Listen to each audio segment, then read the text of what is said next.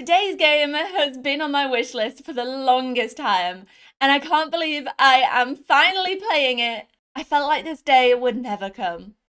Hello, Cozy Gamers, and welcome back to the Cozy Gaming Club, where we talk about all the latest and greatest cozy games.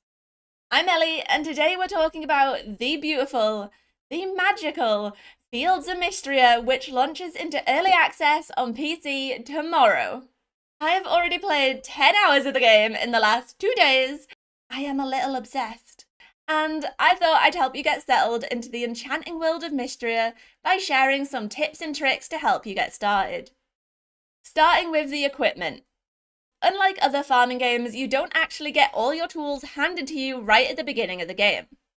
Instead, you will gradually collect them over time by completing quests and even buying them in the stores. So for tip number 1, I'm going to talk you through where to get every piece of equipment you need to get started. As you're an adventurer, you'll wake up on your first day in Fields of Mistria with your sword and a trail mix. But that's it.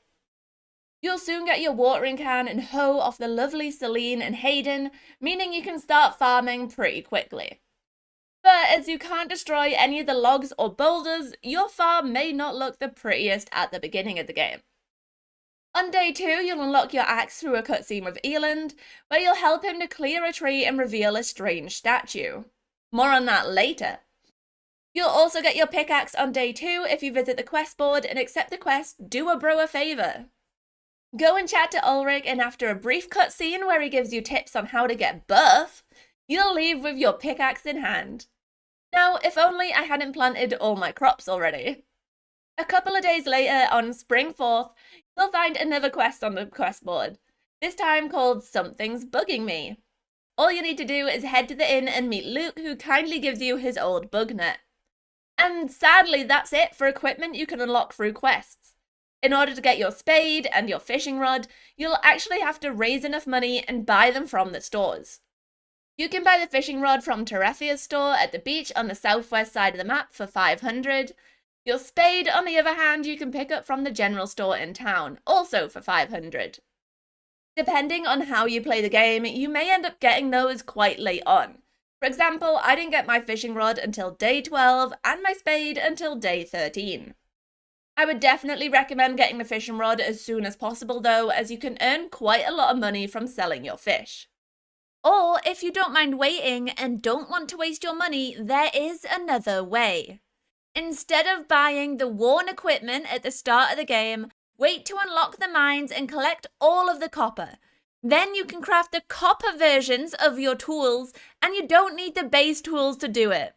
This is a great way to save money, as the copper tools are actually cheaper than the base tools at only 480 gold each. And there is so much copper in the lower levels of the mines that it'll be easy to do this early on in the game. While we're talking about equipment, your inventory may be getting a little bit full, as you only start with 10 inventory slots. So make sure to head to the general store and pick up the bag upgrade for 1000. It's a bit on the pricey side, but you will definitely need it when you're heading to the mines. Tip number 2 is all about crafting, and I feel the way Fields of Mistria handles crafting is really neat. Instead of needing to spend all your resources to build all the different crafting benches, you can just use the ones in town. I don't know why this isn't a thing in other games, it just makes so much sense now I'm seeing it in action.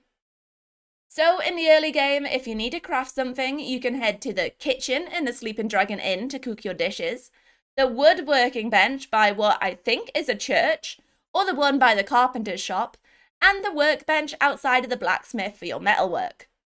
The best part is that the benches pull from your storage chest, so you don't even need to carry all of your resources around with you. Also, all the crafting benches are already loaded up with recipes for you to craft, rather than you need to unlock them over time.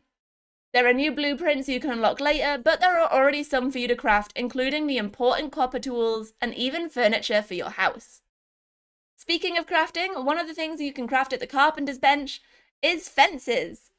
They cost 10 wood each to make, and if you like your garden looking neat and tidy, you'll definitely want to build one. That's because the weeds and debris on your farm will respawn quite rapidly over time and can even respawn over your farmed land. but if you build fences around it, then they won't be able to grow onto it. My next tip may be one of my favourite things ever because this never happens in farming games. In Fields of Mistria, you can jump.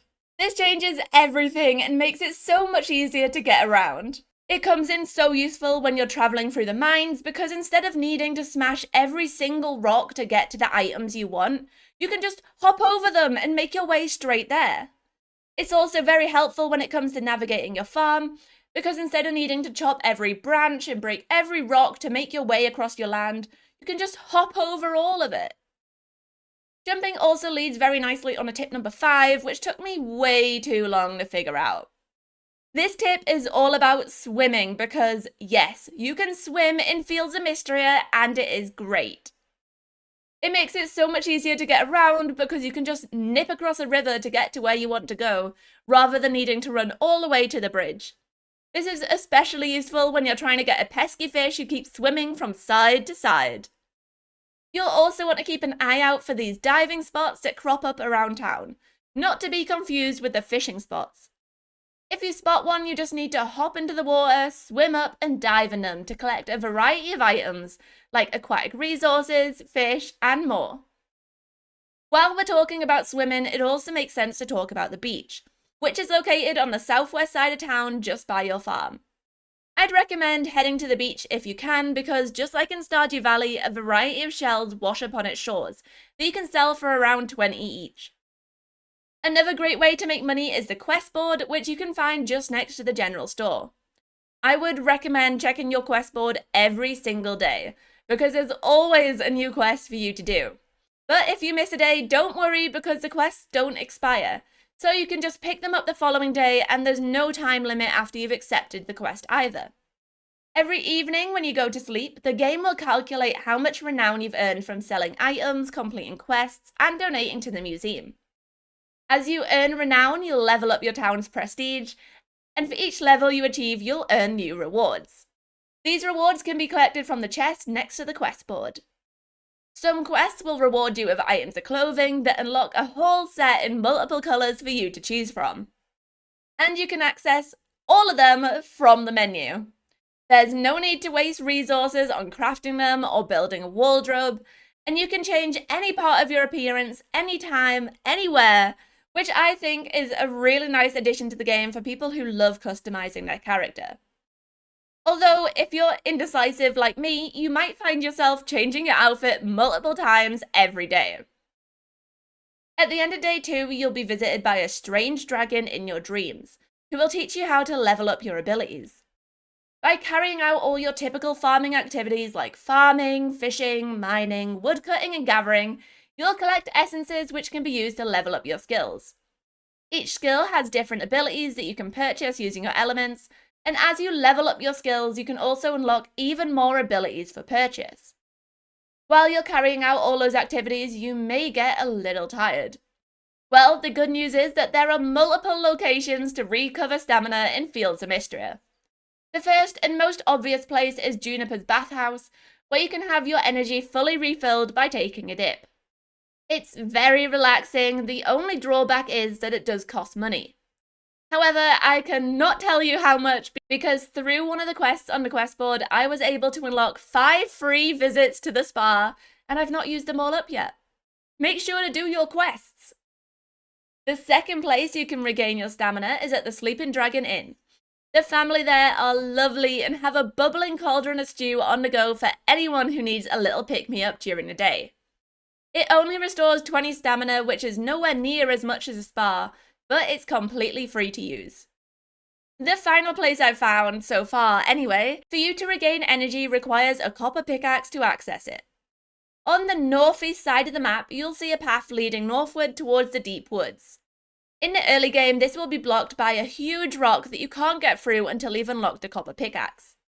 Once you've broken through it, you'll find another little clearing, and in the centre of it, right next to the broken stairs up to the deep forest, is a small fountain filled with clear water. Interacting with it will create a little prompt asking if you want to take a drink, and if you do, you'll be rewarded with 20 stamina. There is another area that you can unlock on the eastern side of the map too, that also has a cool thing to discover. On the southeast side of the map, there's a similar large boulder for you to smash. And once you get through, you'll find a well with 2 wyvern heads on either side. Interacting with the well will give you a prompt to donate some money, with an option for either 100 or 500 gold. The catch is that you can only do this once per day. On my first day, I threw in 100 gold and received 2 rubies. Then, on the consecutive days, I went big and threw in 500 both days, which gave me the recipe for a berry bowl and some fried rice. The only day that I made my money back was with the fried rice, but I do wonder what else is down that magical well. Tip number 13 also took me way too long to figure out.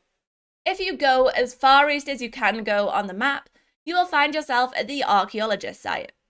There isn't a lot you can do here, but at the bottom of the screen is a tent surrounded by supplies, and a small sandy ditch where, presumably, all the archaeological activities are taking place.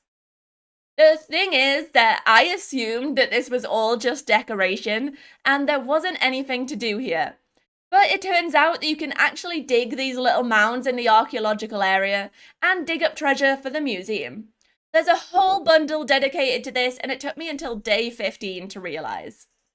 Don't make my mistake and go get your archaeology bundle. We've spoken a little bit about the mines in this video so far, but just like in Stardew Valley, the mines aren't open when you first arrive in town.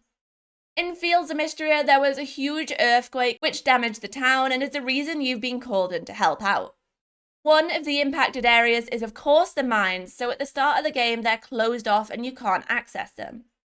But on Spring 6th, you'll receive a letter that kickstarts the quest to reopen the mines. You'll soon find out that you need to reach Stone Rank in order to reopen them though. I managed to do this on day 8, but it'll vary from person to person depending on how you spend your time in the game. Once you've opened the mines, you'll find it's very similar to Stardew where the lift is broken. Sadly, that means the only way you can travel through the mine is using the ladder. But if you reach the elevator shafts every 5 levels, you can create a checkpoint you can quickly jump to on future visits. As you progress further through the mine, you'll also unlock one of the things I was most excited about in this game: magic. I won't give you any spoilers about this as it's fun to uncover yourself, but if you do want to discover magic, then keep going down.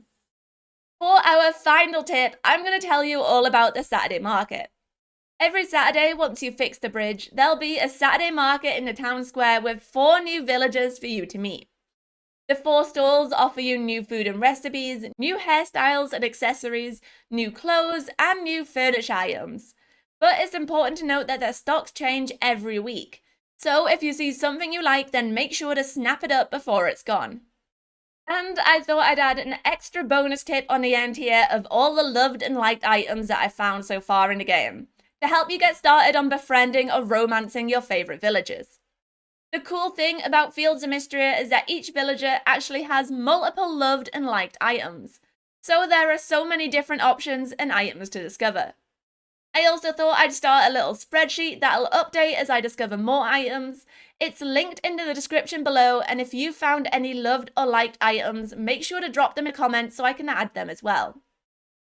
And if you have any tips and tricks of your own, make sure to drop them down below. I am still new to the game, and there are many things I've missed out on, and maybe more I haven't discovered yet. As always, thank you so much for watching this video. I hope you found the tips useful, and I hope to see you next time. Bye!